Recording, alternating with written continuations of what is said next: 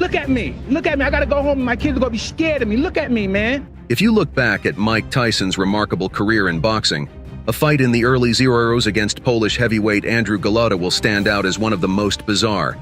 Today, we will remember how the Iron Mike Tyson beat a psychopath in the ring and brought him to real hysterics. Look at that. So, hit the like button on this video, and let's get started. Before this fight, Iron Mike was not going through the best part of his career. From that young prodigy who ruthlessly destroyed opponents and overcame all obstacles on the path to the championship belt, not a trace remained. Trouble in both the first and 10th rounds, and now he's in trouble. What I think he should have been doing from the first goal. Sharp right uppercut to the body by Tyson again. Prison, street fights, drugs, bitten ears, and as a result, Iron Mike managed to earn a reputation as an unbalanced athlete. However, the Brooklyn hooligan didn't lose popularity due to such behavior. On the contrary, the audience enjoyed witnessing this beast in the ring. At the same time, there was another individual who could easily match Tyson's madness. His name was Andrew Golota. Andrew Golota was a boxer who possessed all the qualities of a future champion, but was weak in one aspect, mentally, which often led to questionable actions in the ring. Similar to Iron Mike's case, Golota's inappropriate behavior made him even more popular in the eyes of the public. And when it became known that the Pole would face Iron Mike in his next bout, fans were beside themselves with joy, knowing full well that this fight would bring them many surprises. The press conference for this fight took place a month before the match. It was expected that both boxers would be present simultaneously. I think I'm grown enough, to step in the ring and win this guy. Physically, I never felt better. Believe it or not, However, Iron Mike was heavily delayed, so Golota spoke first, followed by Tyson. Andrew mentioned that he was in the best shape of his life. He also cracked a joke. So somebody said maybe I'm dirty, but it's not the truth, It's the truth, and I'm taking a shower like 3 times a day, so believe me that. The former undisputed world champion showed up in the room 3 hours after the poll and delivered an unforgettable performance. I'm on the Zoloft thing, right? But I'm on that to keep me from killing y'all. That's why I'm on that. Yeah, I'm a pretty much a tyrant titan. Yeah, that's who I am. I like to raise hell. It's gonna get me in trouble or killed one day, but that's just who I am. I can't help it. I was born poor. I ain't never had nothing, man. I don't know how to act, all right? I'm many things, I'm many things. Yeah, I'm a convicted rapist. I'm a hell raiser. I'm a father, a loving father. I'm a semi-good husband. Iron Mike looked nervous, but when asked about his physical condition, he stripped down to the waist and climbed onto the table. Mike was continuously swearing, and then he apologized for it. I'm belligerent. I'm sometimes vicious and violent, but that's just because of what happened. Anybody look at my life. Look at me. I've been embarrassed, humiliation, degradation, and any other TION you can name that's negative, right? Naturally, during this press conference, Iron Mike was reminded about Golota's dirty moves, which he didn't shy away from using in the ring. I wish your mother hit me low. Yeah, hit me low. I wish he'd do that. It's on like a mother. On October 20th, 2000, the highly anticipated match between two psychopaths finally took place. Under pressure. Here we go. Golota looks a little soft in the belly too, Steve. Tyson aggressively started the match, attempting to reach Golota with his left. Right on the nose, a right hand. Another over. Trying to get through this first round. Tyson quickly. The Pole handled the pressure well and worked with his jab decently. Standing, his legs is a little stiff. Mike's not working in behind the table. Recent opponent. Andrew was cautious and executed his plan correctly. Of invincibility. Staying too straight, he's not bending a lot. Just deploying, and then a right uppercut. Blocked by Tyson. Here's the left jab by Golota. He's tapping a little bit. He's not really unloading with these big shots. The extreme impact. Tyson However, in the final 30 seconds of the first round, Mike increased the pace and eventually sent Golota to the canvas with a powerful right overhand. He comes into him, bends, beautiful leverage. Look at him turn that shoulder in. That is a full power shot. The knockdown didn't seem severe from the outside. The Pole sat down but touched the canvas with his hands first. Super slow-mo from the other side. Oh, you can see the shockwave sent. As soon as he got up, the 3 minutes were up. Under Golota's left eye, a cut appeared. Not from the overhand, but from Tyson hitting him with his head, probably unintentionally. During the break, the Pole unexpectedly asked his corner to stop the fight.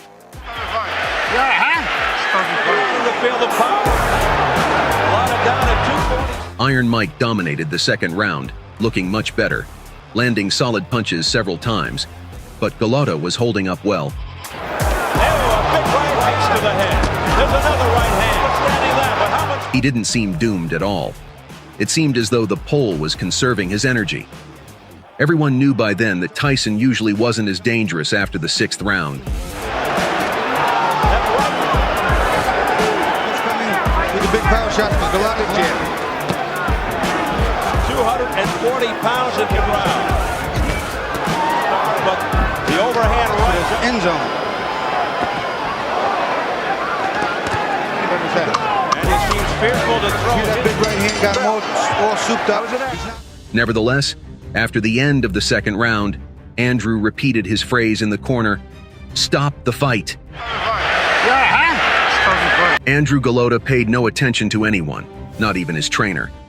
He stood up from the stool and headed toward the center of the ring. I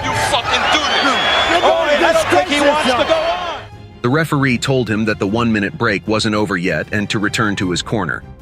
Golota replied, "I've had enough of this," and pushed the referee away. Then, the enraged trainer tried to put a mouthguard in the Pole's mouth. It's over. He's done it again. But the boxer clenched his teeth. Meanwhile, Tyson, with an angry expression, tried to break through to his opponent or pretended to want to do so. One of his team members held him back. Golota walked back and forth.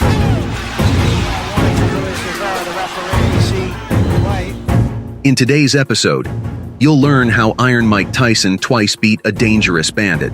So get comfortable, hit the like button on this video, and let's get started.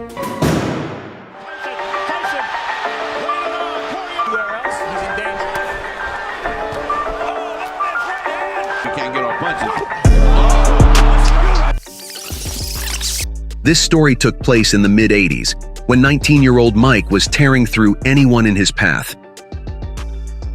Despite the damage the young prodigy inflicted on his opponents, boxers still didn't hesitate to fight him for the good paycheck that came with facing the hyped phenomenon. One such challenger was Mitch Green, an American boxer of Mayan descent, adept at combining criminal activity with a professional boxing career.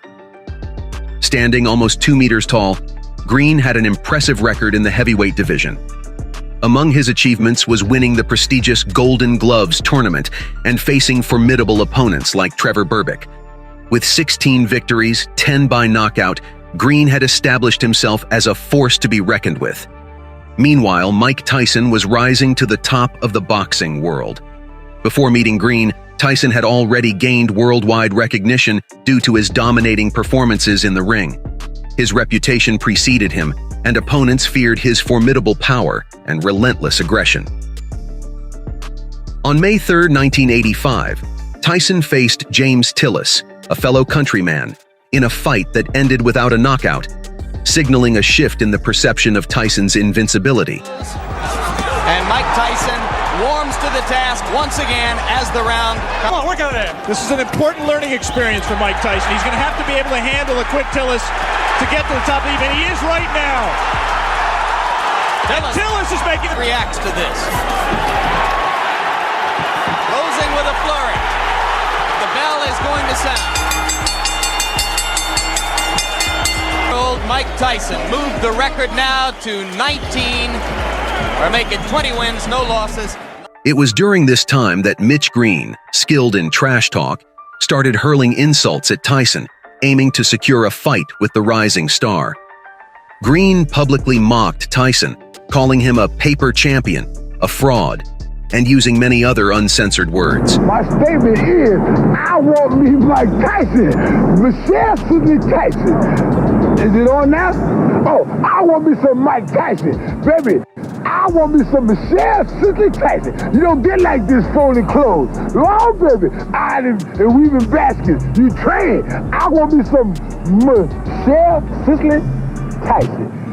He's a homo. Oh, baby. Something be on simulation. Dog, he ugly. Tyson ugly. He a homo. You gonna listen to say national. Michelle Sidney Tyson is a homo. Baby, let's go, sugar. The audacious Green even taunted Tyson, saying, Tyson, and you know it. You hit me, I'm gonna kill you. I'm gonna kill you. It was for my mama, I'd have shot you, punk. I'm gonna kill you. These disrespectful words fueled Tyson's determination to teach the Bandit a lesson in the ring. And the cunning plan of the New York Bandit worked. Finally, on that fateful night in 1986, the long-awaited showdown between the two boxing bad boys took place. The atmosphere was electric as the fighters entered the ring. Tyson exuded confidence, his eyes fixed on the brazen opponent. The audience eagerly anticipated the clash of titans. Last fight that we showed you here on HBO, that between Larry Holmes and Michael Spinks. Round one, Mike Tyson leading. Always aggressive, right in front of his man. Now we see some head movement. Down your maneuverability. After the bell,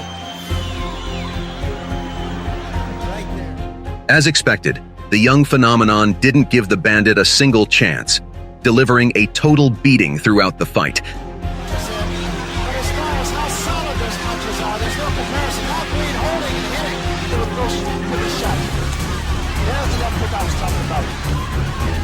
And he did draw a warning from Luis Rivera, the referee. Come on, Holy, Green's in trouble. No shots to the bottom. Tyson had against Tillis. And what a shot. Now here we see White. The mouthpiece come out. Tyson admitted after the bout that he didn't want to knock out Green because the process itself brought him incredible pleasure. He works his way in. Elbows to the body. You have to think, Ray, that maybe the Tillis fight woke him up. No need for him to slow down. The momentum. Now, fight off is to at least clear your head, or either to can be learned in talking to some of the people who fought. Look at here, look at here. Just laughing at it.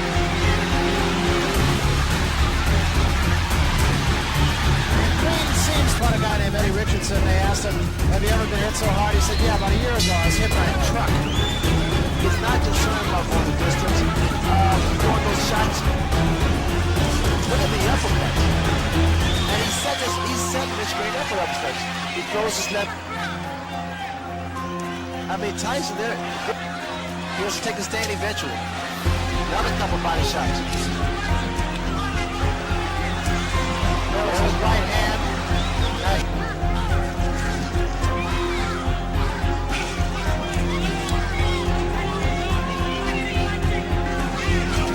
What's going to happen as Tyson gets further into his career? He's going to figure out a better way to approach fights like this. That was a good attempt with that right hand for Tyson. And now we see Mitch Green, good uppercut there. Green just trying to tie Tyson up. And by Mitch Green, his best rally of the fight right here. Look here, he's caught Tyson 4 or 5 times. And Tyson shot to the ribs by Tyson. Tyson said one time, he said, I understand anatomy. Here again. Oh, what a left. And we've come to just about the end of it here. Another day in the classroom. Big left hand to end things. Following this beating, the New York Bandit decided to quit boxing and announced the end of his career.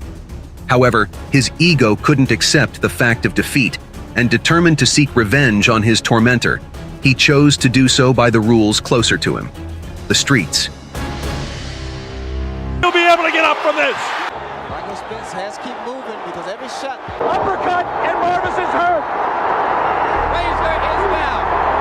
Joe Cortez moves in to have a Mike Tyson has held the fascination of sports fans since he first began annihilating opponents in the spring of 1985, when all saw he was a compelling tour de force, that rare athlete who could redefine the brutal sport of prizefighting. But in the years to come, his unique blend of savage athleticism and tabloid celebrity earned him a tumultuous reputation, bringing with it roller coaster waves of acclaim and condemnation. His 20-year boxing career concluded in 2005 with a fight against Kevin McBride in Washington, D.C. And today, we remember the last farewell fight of the legend. Tyson, who had not fought for 11 months, told McBride he would gut him like a fish. And most believed him. One sports writer prophesied that if McBride won, look for frogs to fall from the sky at random intervals. But once the actual fight began, a very different and far less biblical story unfolded.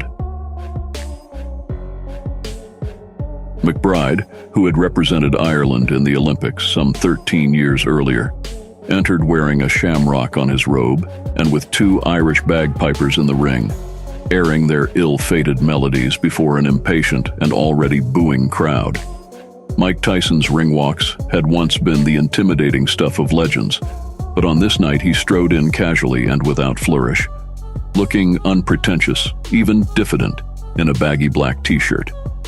His relatively new facial tattoo thrilled the audience, as the mere fact of his presence brought everyone to their feet. The crowd energized by the spectacle, be it real or imagined. Tyson's stocky, muscular physique, even at age 38, still looked imposing. And while McBride stood 7 inches taller and weighed some 40 pounds heavier, the pale skin of his midsection sagged like an unbaked shepherd's pie. At the bell, both rushed to the center of the ring, McBride pushing a pair of left jabs as Tyson attempted some defensive head movement. Though little of Mike's famous peekaboo remained, it appeared that years of flat-footed belligerence had dulled his skills, and the first 2 rounds were plodding affairs. Mike Tyson's doing, and it might not hurt him tonight, although he's getting hit on the inside. He's squaring himself up to percent because of the knee injury. Over the top comes McBride, and then the right uppercut. Bring up. So Mike Tyson has to get up and get to that big 6'6" McBride, missing with the left. A lot of arm punches. Now, there were moments in the last round where the body work was effective. There he throws on the inside. Look how he's squaring himself up, though. McBride's long jab kept Tyson at a distance, and when Mike did manage to get inside, he was easily disarmed in the clinch by the larger man. How much experience, always tested in various ways. For Mike Tyson, of course, he has the kind of power that can change that instantaneously. McBride that continues to lean that big body on top of Tyson. And that's part of the defensive liabilities we've seen from Mike Tyson throwing wide sweeping hooks. I mean, that's, open. Now, McBride wants to land this uppercut. Now, it's not a great punch. That's holding and hitting there by McBride. And there's that. But in round 3, a frustrated Tyson regained some of his aggression. A left hook here, a right hook there. Solitary punches mostly, but violent enough to elicit cheers from the desultory crowd. However, these meager reproductions of his former greatness, like an art student's study of a Rembrandt, all the right shapes but none of the soul, were not enough to bring McBride down. McBride is throwing it, but it's McBride. You can say that for him. And on the inside, McBride just kind of mauling him. Still, the momentum carried Tyson into the 4th, where it grew to a crescendo of left uppercuts and deep shots to McBride's midsection. With a borderline shot then. Cleaner by Tyson. Right hand did not have full impact. Asking for body work from Tyson, and that is one of the things he's done well in this bout, at least in spots. That was a good right hand down. After that. And then here comes the left hook and the head, alternately. And Tyson is a very tough inside fighter. Breathing heavy but still on his feet, the Irishman survived and was able to rebound in the 5th to hold Tyson against the ropes and land some uppercuts of his own. Obviously a celebrant. He is a lumbering giant of a heavyweight hanging in there against the former champion.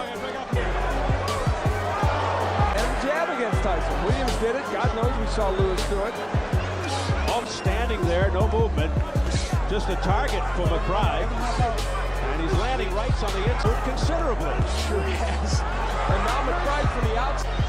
Well, we saw this against Danny Williams. And look when he throws punches. He throws arm punches kind of, well, a rugged round for Mike Tyson. That was a terrific right hand to the body and another one by McBride. And one can get in, and he was going to rely on it. Good work by Kevin McBride. And just as important, I think, he leaned on Tyson. He sat... Visions of scoring a cucket must have flashed before the eyes of both fighters prior to round 6. As at the outset, they went for broke in the center of the ring, left hooks and rights from Tyson, answered by stiff jabs from McBride. But neither had the lungs for an extended volley, and the all-too-brief slugfest shifted back to mauling and wrestling. Before Tyson, smothered in the clinch, abruptly reverted to the dirty tactics that had both tarnished and buoyed his career in its later years. Squeezing his right forearm around the upper portion of McBride's left arm, Mike torqued his powerful frame in an attempt to snap McBride's elbow, the same move he had attempted against Francis Botha back in 1999. Admonished by the referee, Tyson responded with a flagrant headbutt, opening a cut above McBride's left eye. With blood streaming from cheek to chest, the action was stopped, and the fair but firm Cortez deducted 2 points from Tyson for the intentional foul. With more than 2 minutes left in the round, the heavyweights squared off again, and formidable hooks from Tyson seemed to rock the clone's colossus, as blood poured from that ugly cut. But near the end of the round, McBride again rebounded, delivering proverbial punches in bunches to a clearly exhausted Iron Mike. And then, abruptly, it was as if Mike Tyson's fighting spirit simply left his body, evaporating into the ether like an early morning fog. McBride forced him to retreat, landed a sharp left hand, and then leaned forward, putting his weight upon the legendary former champion. Tyson fell to the canvas with the fluidity of a collapsing structure, his body settling into a seated position, leaning against the lower rope, while his legs sprawled out in an almost comical manner. The bell sounded as Cortez deemed the fall a slip, but Tyson, visibly disheartened, could hardly muster the strength to rise to his feet and return to his corner. During the break, Tyson, with a vacant expression, remained seated amidst his cornermen, and when the bell signaled the start of the 7th round, he made no attempt to get up. The former Kid Dynamite chose to quit on his stool, watching with indifference as the referee raised McBride's hand, leaving everyone in shock. Leaving the ring for the final time, he apologized. "My heart is not into this anymore," he said. "I'm sorry for the fans who paid for this. I wish I could have done better." McBride, for his part, would go on to lose 6 of his next 8 fights before retiring in 2011. Those in attendance could never have anticipated that they would witness the conclusion of an illustrious career. Over the span of 20 years, Tyson had reinvented himself on multiple occasions, from Kid Dynamite to Iron Mike, from an undisputed champion to the baddest man on the planet. The public had observed these transformations, often sensationalized by the media, which both documented his ascent and reveled in his decline. Before his loss to James Buster Douglas in 1990, Tyson was seen as an unbeatable force in the ring. However, once that aura of invincibility was shattered, it appeared that Tyson could do no right, at least in the eyes of some. But at that point, the symbol had surpassed the individual. Neglect of training had eroded the technical skills of the former protege of Cus D'Amato, leaving us with the demeanor of a warrior rather than the discipline. This symbolic Mike Tyson represented our most fearsome figure, our boxing scapegoat, periodically thrust into the Las Vegas desert to absolve us of our transgressions. However, by 2005, Tyson could no longer serve as our redeeming gladiator. Today we're revisiting the showdown between Mike Tyson and his toughest opponent, Jose Ribalta. where Tyson unleashed a variety of strikes, hitting in every possible way, while Ribalta kept coming back for more. Who's happened upon 210 pounds of unguarded meat.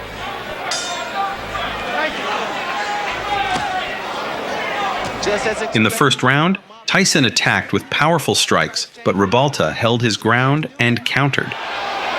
Develop as a fighter. You have throw combinations, you have to have it all. Of course, when we talked to Tyson, he said, I don't mean to take anything away from Tillis. To tie up Mike Tyson, all the time.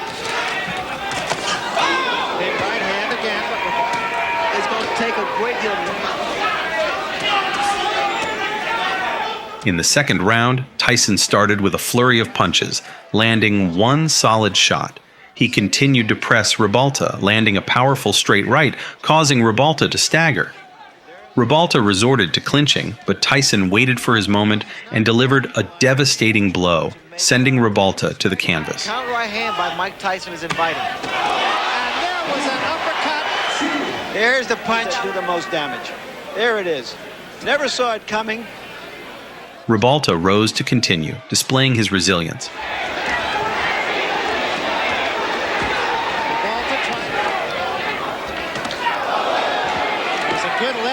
At the start of the third round, Tyson landed a strong right to Ribalta's head, forcing him into the clinch again. Tyson showcased his mastery, dominating with powerful body shots.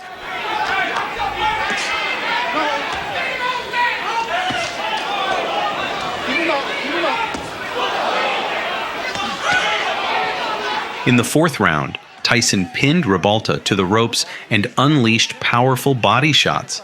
Ribalta tried to fight back, but Tyson continued his assault. Ribalta got himself in trouble on the ropes. Tyson just tried Tyson. From the beginning of the fifth round, Tyson kept up the pressure, landing powerful body shots on Ribalta. That was an uppercut by Ribalta, and Tyson right back with two shots. You know, he's like a train, locomotive.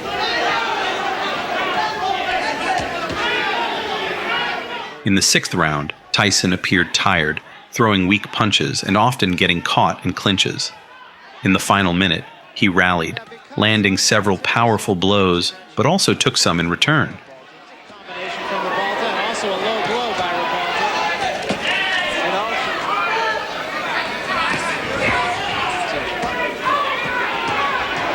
That was a good left hand. In the seventh round, Tyson continued to press Ribalta, focusing mainly on body shots.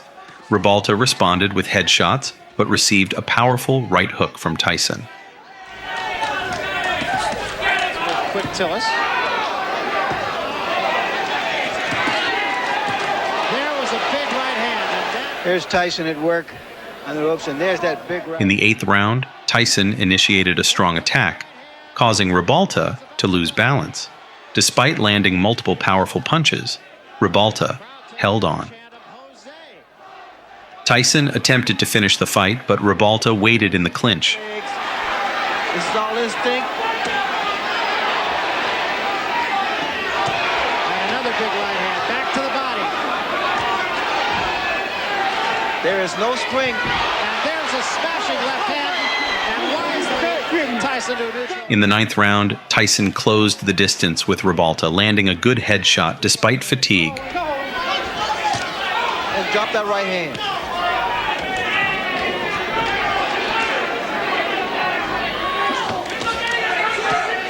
In the 10th round, Tyson started with a straight right to the head, but in the middle of the ring, they exchanged blows, with Ribalta appearing stronger, landing two accurate punches.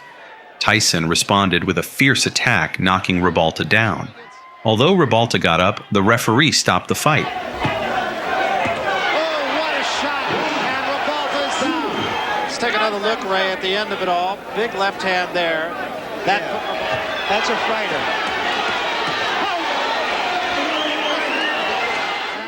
Mike Tyson is one of the most outstanding boxers in history, and perhaps the most talented heavyweight boxer of all time. Iron Mike's potential was so immense that he dominated the ring for many years. He was truly a tough guy, But even for a fighter like Mike Tyson, there were defeats in his boxing career. Number 1. Mike Tyson versus James Douglas. The first defeat occurred on February 18, 1990. According to experts, his opponent was not stronger, but still, Mike was doomed to failure in this match. Tied him up and it made the second round in favor of Buster Douglas. You see Mike much more aggressive, but again, Buster's Octavio Miranda. If 2, 3, or 4, Buster trying to finish this thing, and you get an idea Mike is trying to all night. Oh, that's a nice uppercut that time. Eventually catches him, and there it is. Look at that. It's a clean right uppercut. It's up to 7 and 8. And here it is down again. He's down, he comes with the uppercut. Somehow or other, Buster's throwing shots back. Look at this. Bangs the body back upstairs in the head. Buster doing just about everything, throwing the punches as he... Mike Tyson hits the canvas. He's a big 10-8. Uppercut. And it's that uppercut that had Mike back really. Buster's still throwing punches. Another big left hand. Throwing the punches as he... Mike Tyson hits the canvas. He's a big 10-8. He's not gonna make it. Buster Douglas is the new heavyweight champion of the world. Number 2. Mike Tyson versus Evander Holyfield. The fight took place in 1996. It is worth noting that before the fight, Tyson rested for 63 days, while Holyfield rested for 183. The time that he hits him, that's a straight shot. That's landed very well. That missed there. The point is that Tyson is on the defense. Holyfield also showing more hand speed. Much of the process. Bears through. After 4 rounds, they go to the score.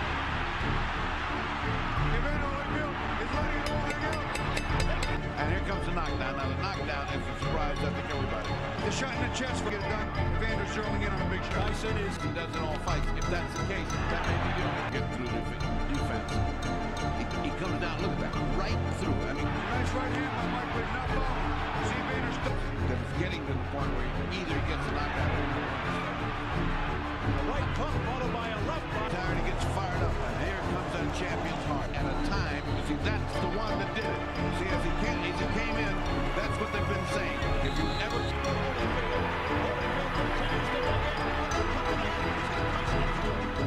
Number 3. Rematch. Mike Tyson versus Evander Holyfield. This fight took place in 1997 and became scandalously famous worldwide because Iron Mike bit off a part of his opponent's ear. In the first fight.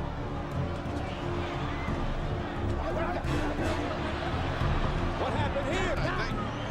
Evander Holyfield, look out, he's pushed right here. Parachute drop on him, now he had a heavyweight behind him. Action. Well, and that hurts like hell, but he certainly had it. That's a left hook. You know, it's funny, Mike was having his best friend again. He did it again. Slow motion. Mike gets in a headlock. And look at this. He just reaches in and bites at him. You can see it. You can see it. There it is.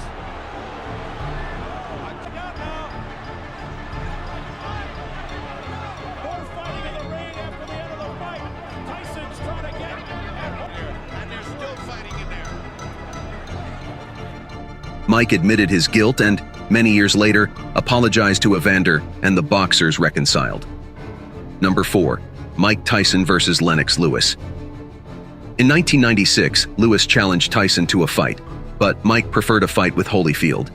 In 2002, their match finally took place.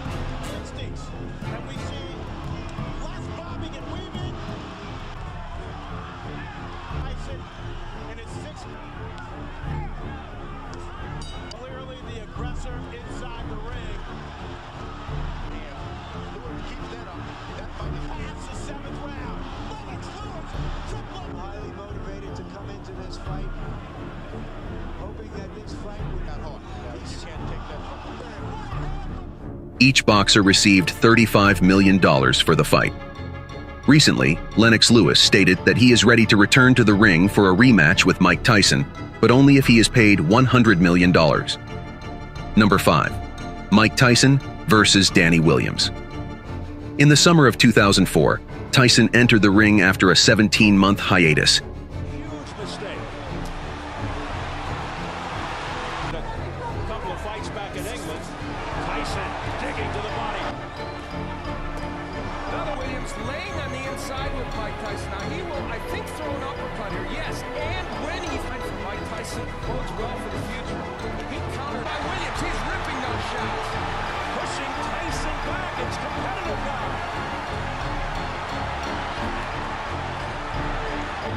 Key element of this is the body work of Williams. He is really making an impact. One for an elbow and one for a low blow. He lost 2 points for that. Again from the crowd. Tyson missing with a left hook attempt. We asked him what constitutes the later round. Standing on one punch right now. Williams knows it and he throws combinations. Evander Holyfield and Lennox Lewis, and he's having his way. Firing shots. Tyson in some difficulty here in round 4. A little later, the reason for such an unexpected defeat for everyone became clear. In the first round, Mike suffered a serious knee injury. A few days after the fight, Tyson underwent surgery and spent several weeks in a cast. Number 6. Mike Tyson versus Kevin McBride. The fight took place on June 11, 2005. The audience passionately supported Tyson, but Mike undoubtedly lacked accuracy and pressure. Trainer, Goody Petrin. Oh, but McBride.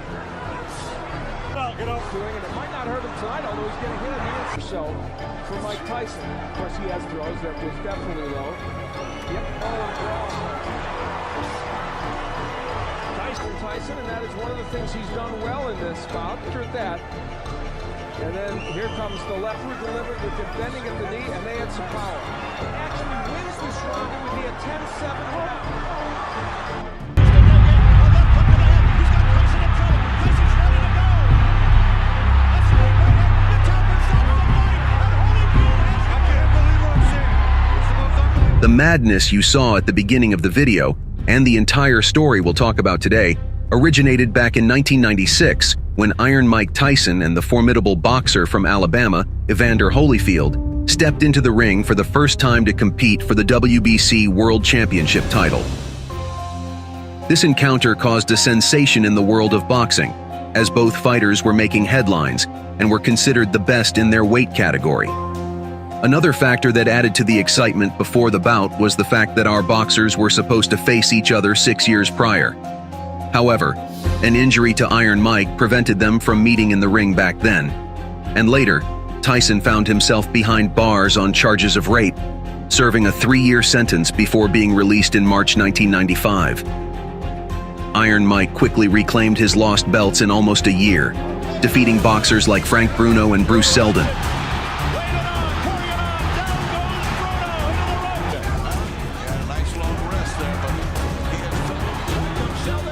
In turn, Evander Holyfield was a huge underdog at 22-1 odds when he first faced Mike Tyson, as his previous performances had been disappointing, and he was 33 years old, leading to skepticism about his chances. But what Evander Holyfield accomplished on that evening in 1996 would forever be etched in boxing history.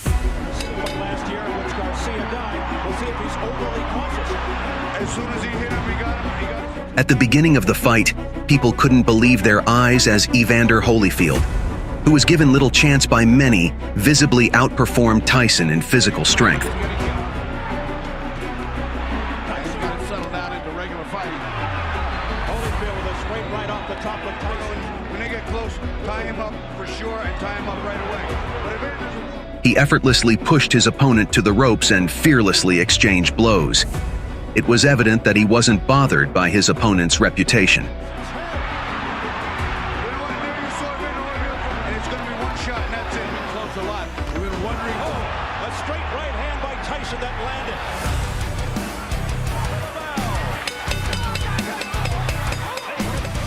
In the second round, the fight became even more astonishing. Mike Tyson found himself near the ropes, something that just a couple of years ago would have been unthinkable. In one such moment, Tyson took a solid left hook from Holyfield.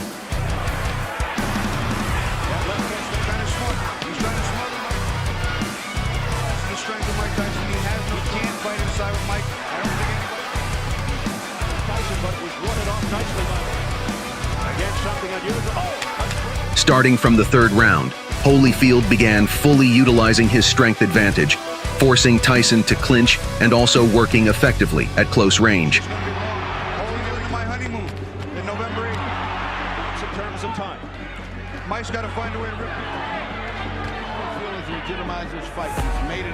While Tyson had some successful hits at times, his opponent simply absorbed them, methodically continuing his work.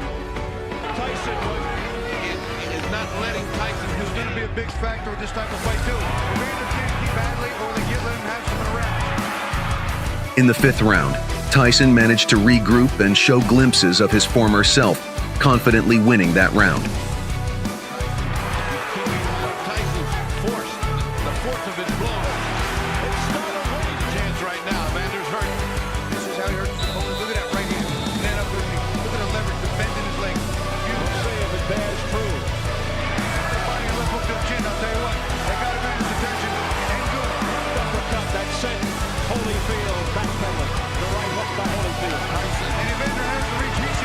In the sixth round, Iron Mike started aggressively, but Holyfield quickly turned the tide in his favor. Both boxers clashed heads, leading to a cut near Tyson's left eye.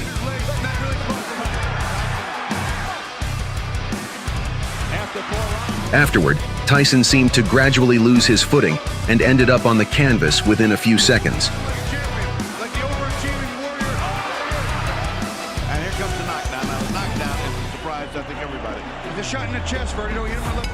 Towards the end of the round, seeing Tyson somewhat disoriented, Holyfield increased the pace and finished the sixth round strongly.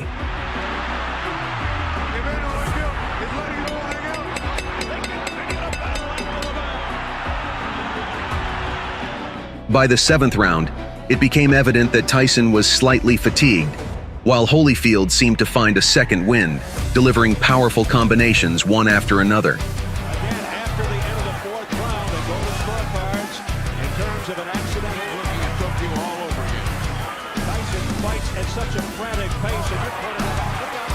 Tyson tried to respond, but Holyfield didn't seem to feel his punches, continuing to press forward.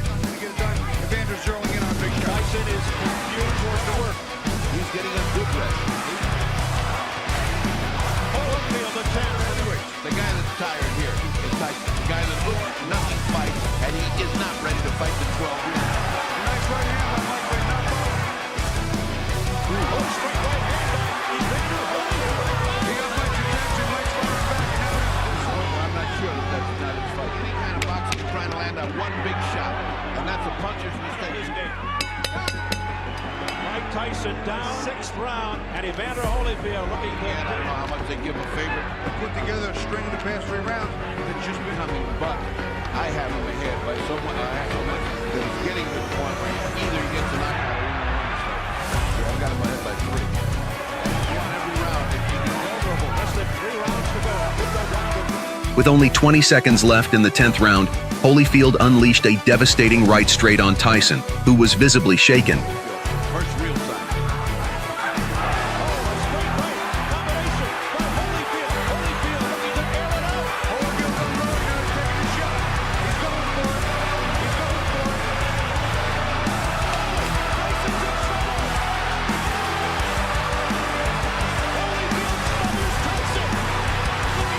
And he narrowly survived thanks to the bell.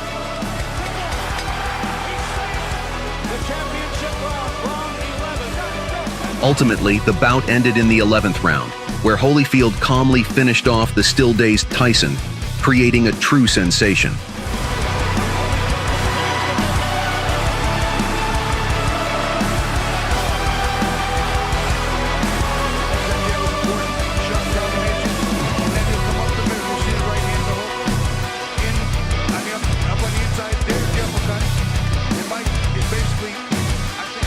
Iron Mike's career after this battle would never be the same, and he was headed for a gradual decline. Jab, he landed twice.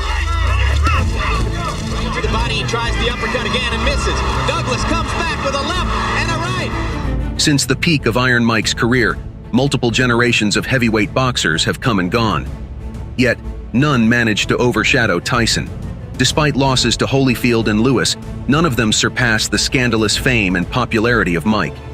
Today, we'll reminisce about Tyson's first defeat, when he lost to James Buster Douglas.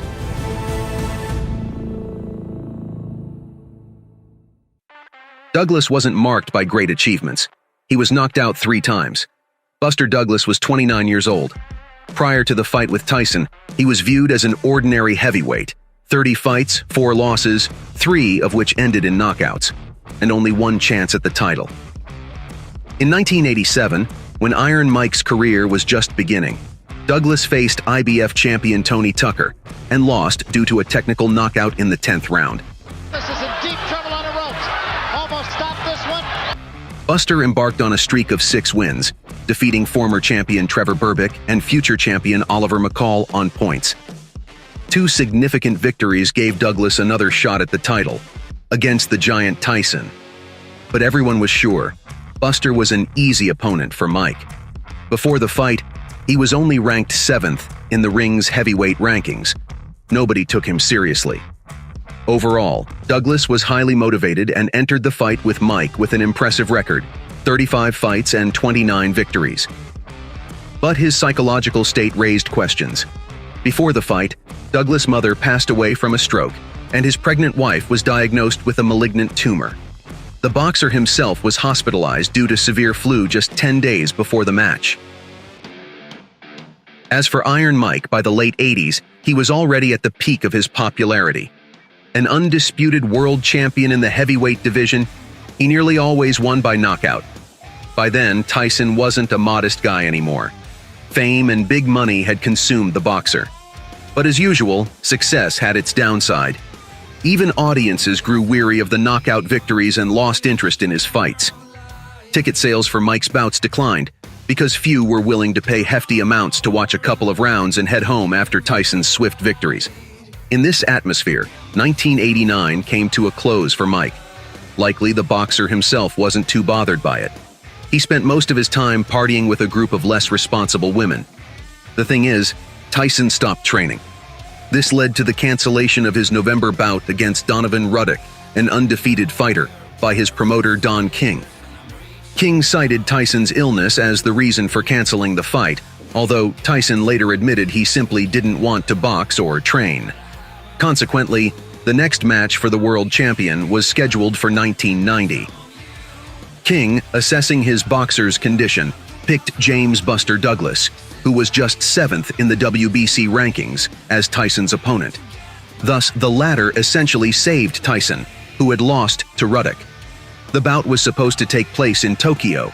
King expected significant sales, as the land of the rising sun was eager to see Tyson perform. Tyson didn't draw any lessons from the cancellation of the 1989 fall fight. His preparation for the bout with Douglas also essentially failed. Mike didn't resemble himself even as he stepped into the ring.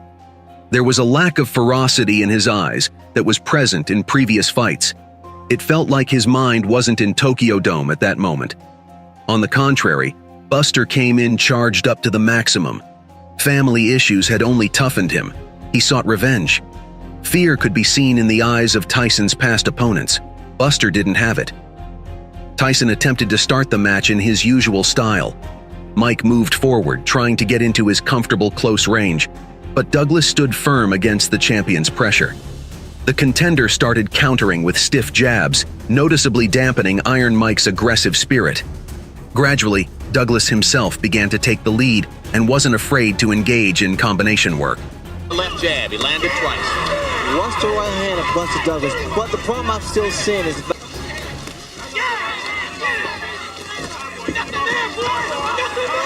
See, Mike has to be careful also because Mike stands...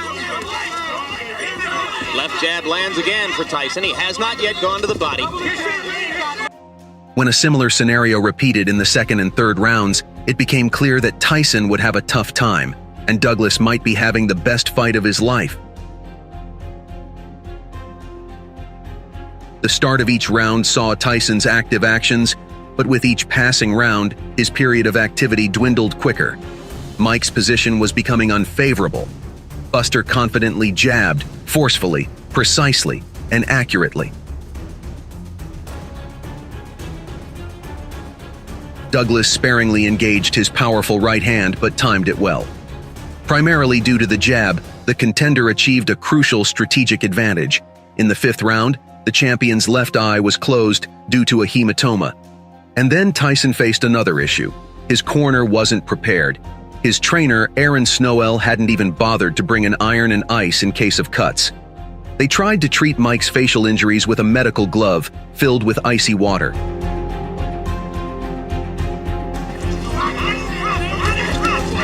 Douglas accurate with the jab. Tyson's trying to leap. There was an expression on Tyson. The double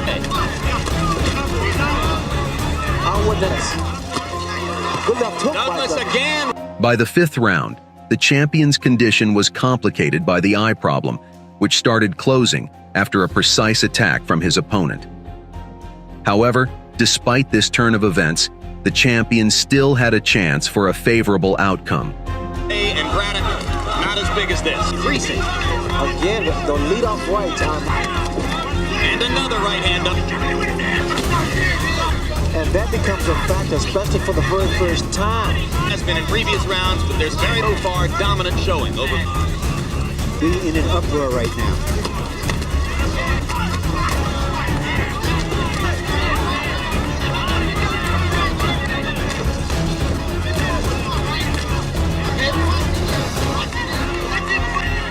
Left jabs, right on Tyson and whipped. A Sonny Liston in my... Douglas also noticeably tired after the halfway point, and in the 8th round, Mike found an opening for one of his signature moves, an uppercut. Upon close inspection of the video, it could be estimated that Douglas was on the canvas for at least 12 seconds. It was also evident that the count of the timekeeper, sitting by the ropes, and the referee's count differed by 2 seconds. Thus, even in such a sorry state, Tyson could have easily won that fight. In fact, Douglas was saved simply by the referee's incorrect count. Regardless, during the break between rounds, James recovered, while Mike seemed to be further deteriorating. This stretch belonged to the contender.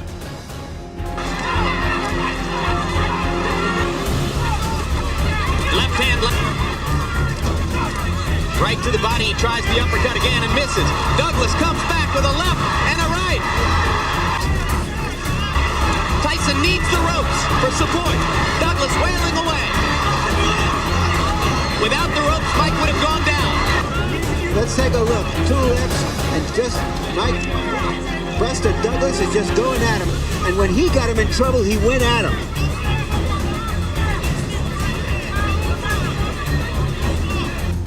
The climax arrived in the 10th 3-minute mark. Towards the middle of the round, Douglas began throwing light jabs. Tyson didn't react and simply absorbed the attacks. Luring Mike with a front hand strike, Douglas unexpectedly landed a powerful right uppercut that stunned the champion. Following that, Douglas unleashed a series of strikes that sent Tyson to the canvas. The champion tried to rise. Initially, he bit the mouthpiece and attempted to regain his vertical stance. However, all these efforts were futile.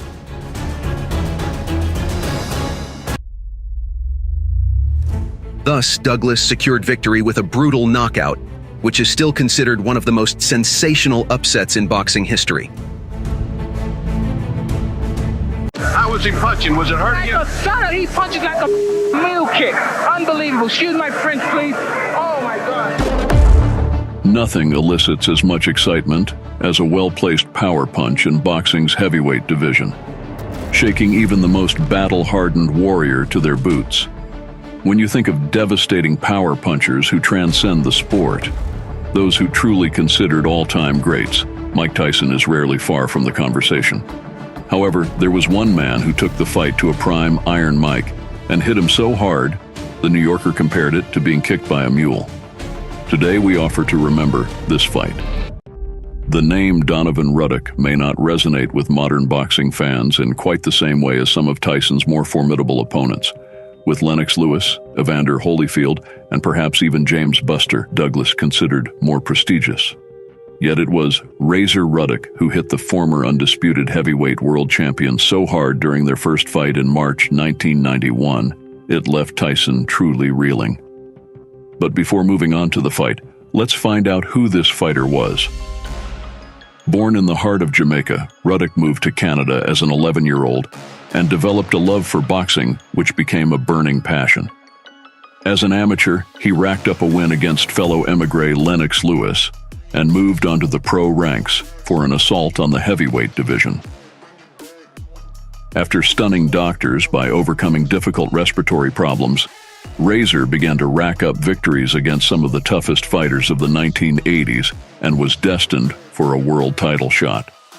However, in 1989, a scheduled fight with Tyson was canceled when the champion cited illness, instead taking on Buster Douglas the following year. Ruddock had gained a reputation as a fearful puncher, who was a left-hander fighting out an orthodox stance to devastating effect. His most lethal weapon was a technique he called the smash, which was a hybrid of a hook and an uppercut, which he delivered to opponents' heads with freakish speed and power to render them unconscious. Undeterred by Tyson's knockback, Ruddock instead took a fight against former world champion Michael Dukes in April 1990 to enhance his championship credentials and prove he deserved to be considered one of the best in the world. Despite going into the contest as an underdog, Ruddock stopped Dukes inside 4 rounds as he landed the infamous smash punch against the ropes and left the former champion out cold. Fight, not using his legs at all. Went down to the second straight, dumps it down, and he may be out. It's all over. The world could no longer ignore him as a force among heavyweights. Evander Holyfield was offered to defend his title against Ruddock, but instead opted to take the more lucrative and arguably safer option against an aging George Foreman. With Tyson still reeling from his embarrassing defeat against Douglas in Tokyo, the number 1 and number 2 ranked heavyweights met for the chance to fight the winner of the Holyfield-Foreman fight.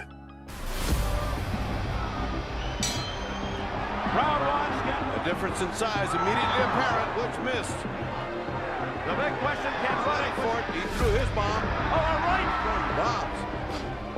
Any lessons from Tyson started aggressively, attempting to overwhelm his opponent. Ruddock was prepared, and in the first round alone, he cooled down Tyson's enthusiasm with precise left body shots. Hard body punch by Tyson. that cut this tension with a knife.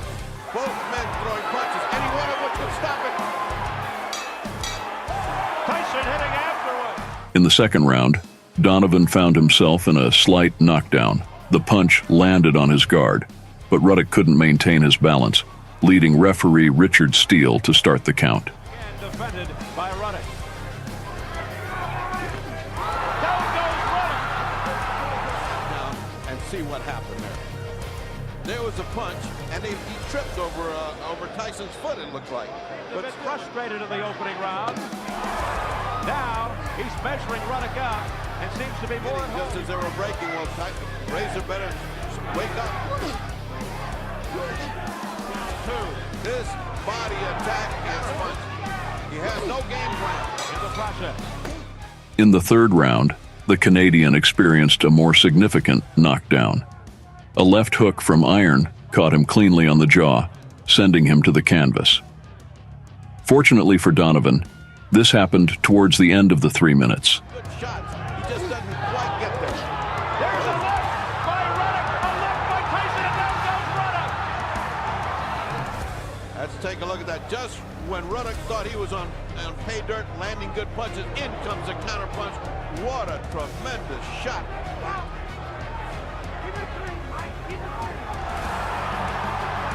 What a counter punch.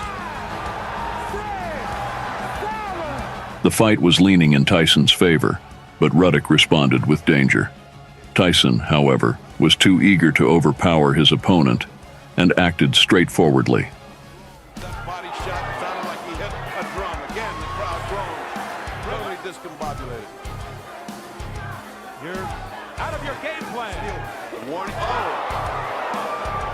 The judges have to worry about integrity or his honesty.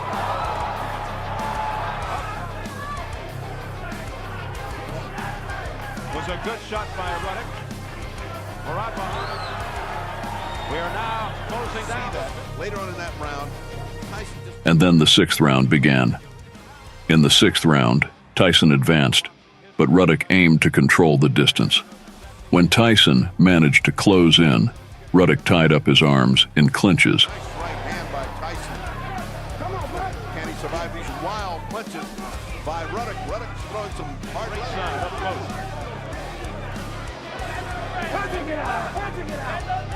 Donovan didn't forget to land his signature left body shot between Tyson's arms. This punch halted Tyson and proved very effective against the shorter opponent. Only takes one in the heavyweights. One of those punches.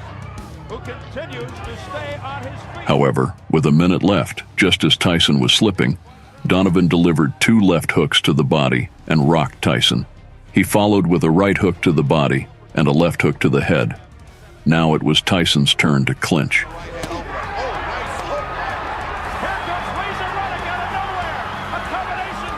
Ruddock looked like he had nothing left. Watch the power and the accuracy of the punches he puts together. 2 hooks and an uppercut. Another hook.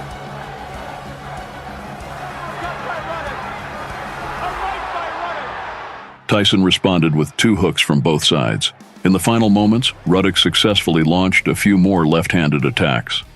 Tyson began to taunt his opponent, showcasing his invincibility and pointing to his chin.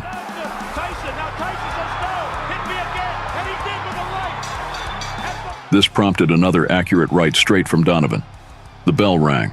The audience cheered, and Richard Steele had to literally intervene between the fighters to separate them. See whether he's getting brave because of that. Let's see if he wants to fight. Round, we headed to number 7. Low blows by Tyson. And not hard. Moves on here, the 7th round coming up. Taking some steam out of Tyson.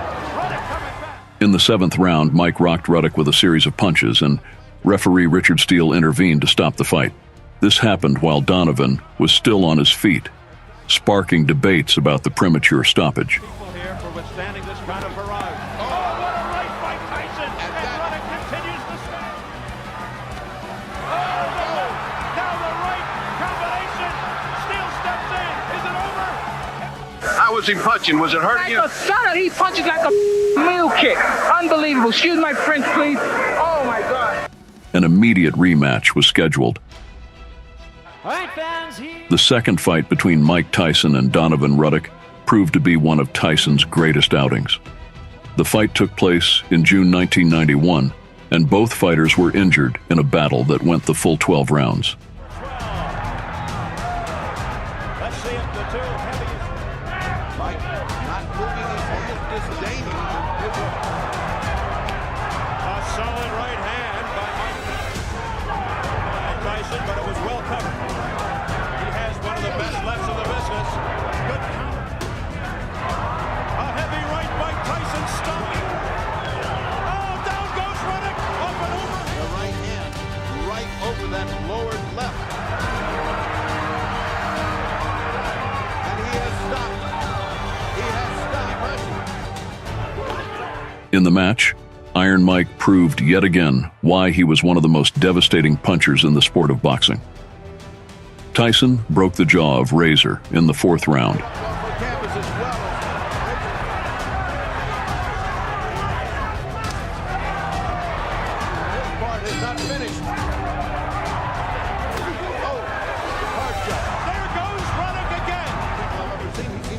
Going down, he gets him smiling. Let's look at it from this way. Completely unprotected. There goes the right. That should have put him away. And the crowd reacts against the counter by Tyson. That's a dangerous strategy. He's been down twice. Although he's responded well. Good hard punch by Tyson.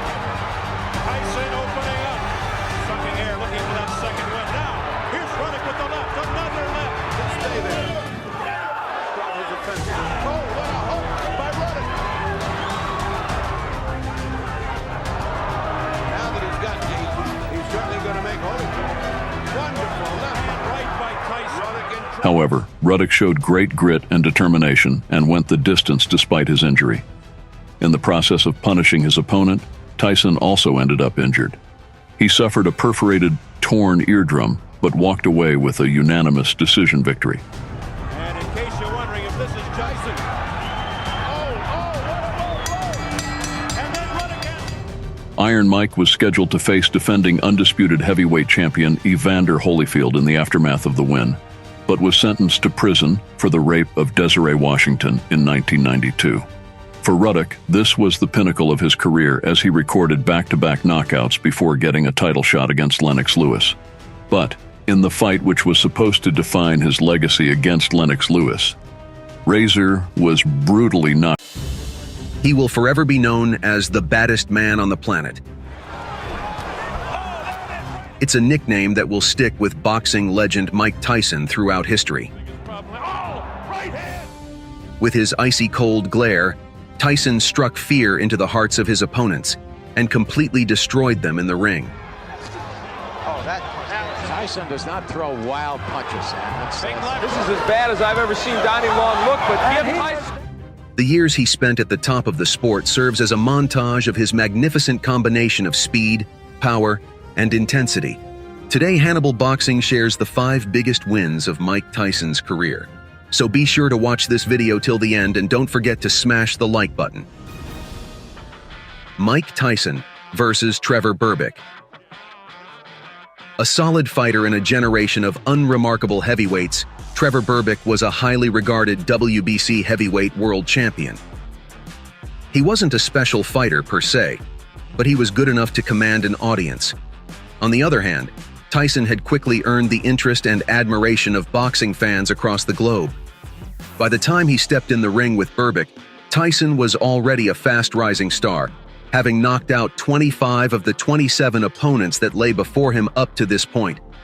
If Burbick was a polished stone in a sea of common pebbles, Iron Mike was a gem amongst them. Let's see how long his reign lasts. Mike Tyson will have no part of it here. Standing toe-to-toe, Tyson will be able to get underneath it. Oh, wow! With a right, another left hook that just raises. Trevor, with this bravado, could get... But this is exactly what Tyson infamously threw punches in bunches, all with the intent to do insane damage, and consistently maintained his ironclad defense.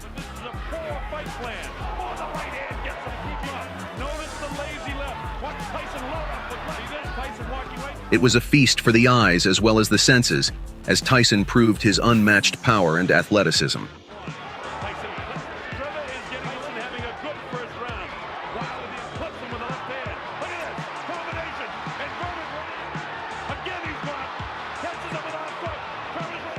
I learned that line from who happens to be working with Trevor Berbick, but it's not Berbick who's throwing the bunches of punches. He can't take shots like this very long. Wow! Tyson knows that he can score at will now. Truthfully, nobody expected the match to end in Berbick's favor, and sure enough, the world witnessed him succumb to a flurry of fists in as early as the second round. And he gets Trevor in trouble, and he watched the finishing blow. Crushing right hand. Wow, with a left hook, then a right hand right in the temple bone, and he's in trouble here. And he says it's Tyson again. He knows he can hurt him anytime. One has him under control. He tried his hardest to survive, but it was clear that he couldn't hold a candle to Tyson. See the light left, right side of the rib cage. Then he goes to the body downstairs, catches him. Look at these shots. Bangs the body. Wow, with that uppercut is Tyson. Catches him with a light left hook, and he goes down. Notice it's all Tyson. Berbick doing nothing offensively. He crashes down. It's all over. And we've got a brand new WBC heavyweight champion of the world.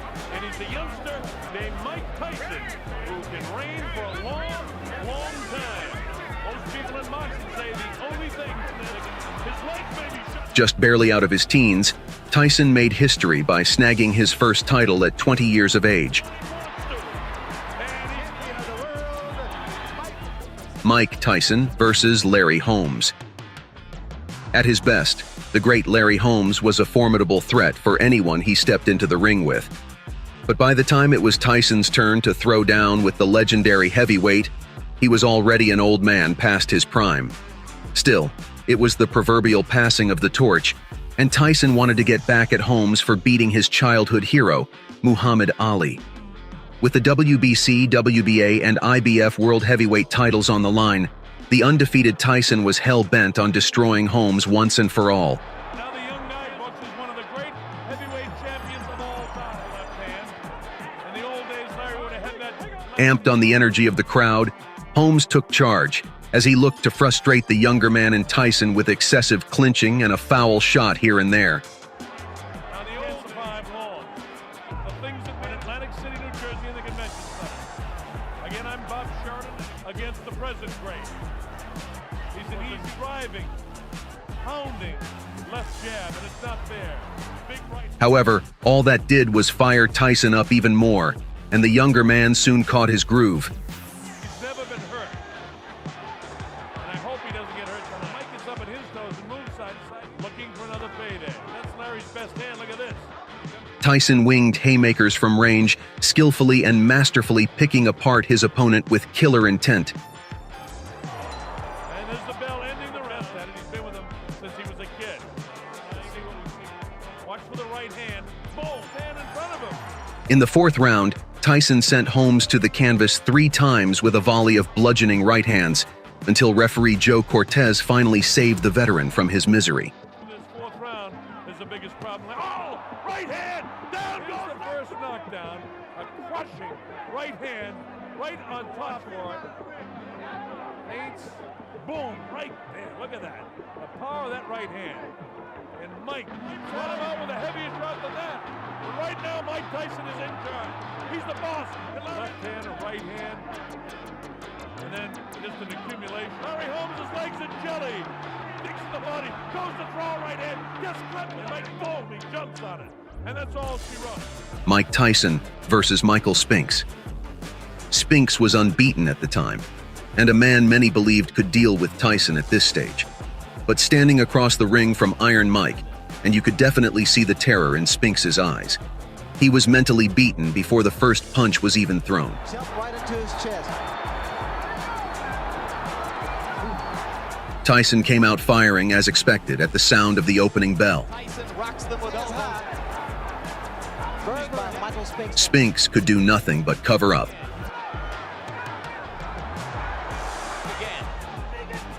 A punch to the gut sent Spinks down on one knee in round 1. Michael Spinks has to keep moving because every shot. Uppercut landing. Spinks mustered up enough courage and will to make it back to his feet, but a vicious right hand from Tyson sealed the deal. Been down in a professional fight. And he's down again. This was after Spinks got up after one knockout, tried to fight back, and had Tyson, nothing. as usual, going to the body. Laying flat on his back, eyes glazed over, Spinks failed to beat the 10 count. The fight was over in 91 seconds. Mike Tyson versus Donovan Ruddock. Over the years, Tyson had built the reputation of a crazed madman in the ring. He sincerely wanted to hurt his opponents physically and cause permanent damage. Many fighters feared facing him, even before they stepped in the ring with the beast. Against Ruddock in 1991, Tyson infamously said, March 18th, Mike Tyson raised the Ruddock dies. If he doesn't die, it doesn't count. If he's not dead, it doesn't count. That statement alone was enough to send tremors down Ruddock's spine. Round 1 scheduled on the button. It's done something. It stopped Iron Mike. Coming on as aggressively as he had. Another. When Ruddock faced Iron Mike in 1991, it was a clash between 2 of the sport's toughest heavyweights. Well, he'd thrown a big punch. He stumbled after the punch. A hard body punch by Tyson to Ruddock. Ruddock has And we felt the breeze. It was right above us. He certainly has. Seemingly on equal footing, Tyson and Ruddock wowed the crowd with an impressive exhibition of skills and knockout power as they engaged each other in a classic phone booth-style battle. Ruddock doesn't seem to care. A hard body punch by Cut this tension with a knife. Both men throwing punches. Anyway. It was a dangerous war of attrition for however long it lasted, but Tyson would come out on top. Tyson hitting after. Ruddock suffered knockdowns in rounds 2 and 3. Down goes Ruddock. And see what happened there. There was a punch, and he tripped over Tyson's foot, it looked like. Good shot. He just doesn't quite get there. There's a left by Ruddock, a left by Tyson, and now. Landing good punches, in comes the counter punch. What a tremendous shot. with Tyson completing the demolition job in round 7. Here for withstanding this kind of barrage. Oh, what a right by Tyson. Oh, the left. Now the right combination. Steele steps in. Is it over? It's over. It's over. And Mike Tyson versus Frank Bruno. A polarizing figure like Tyson, however, couldn't exist without controversy. His life outside the ring was a circus. The situation that occurred was totally ridiculous, and I didn't hurt anyone or do anything to anyone. And I love women, my mother's a woman, I respect them as well. And of course, every time I trust one and get involved with one in a certain way like this, something happens. So I'm confused. I'm just lost from the whole issue that happened today. Eventually, Tyson was incarcerated in 1992, convicted of rape and sentenced to 6 years in prison. He was released on parole after 3 years and looked to pick up where he left off in the ring. Hungry for a world title, Tyson took on WBC heavyweight champion Frank Bruno, a man he had already beaten 7 years prior. However, fans feared that the baddest man on the planet just wasn't the same after his time in jail. 27 pounds heavier, almost 4 inches taller. Keep their heads off. I'll tell you what, if I was built like Frank Generally. or anything, but Mike Tyson He's learned to hold on, keeping Tyson under control of the belt. He'll be very... See how he leans back? He can't do that. Those fears were quickly dispelled as the public witnessed Tyson's full force on display once again against Bruno. And Bruno doesn't have the foot speed. It was a nice effort. And anytime... Oh, here comes Tyson! Tyson in the punch! Here you see where Tyson wobbles him with a big right hand. Right on the mean. If he makes a mistake early, you can't fix a chin that was never great to begin with. A left hook by Tyson, but Bruno... Bruno was a hulkish heavyweight. His size and strength were assets. Against other opponents, they were clear advantages. Against Tyson, they couldn't matter less. 12 rounds, I guarantee you. Oh, a left hook by... Bruno switched to southpaw. Down the side of his face. And that's saying something for 200. Finish this off. There's the bell. Tyson scored a third-round knockout and became a world champion again at 29 years of age. What Bruno expected. He said he's not looking for the Tyson who fought McGillian Mathis. Here's a combination. Frank Bruno until he was helped. Combination uppercut by Tyson. Tyson laying it on, pouring it on. Down goes Bruno into the ropes. It was one of the top 5 biggest victories in Mike Tyson's career. If you enjoyed the video,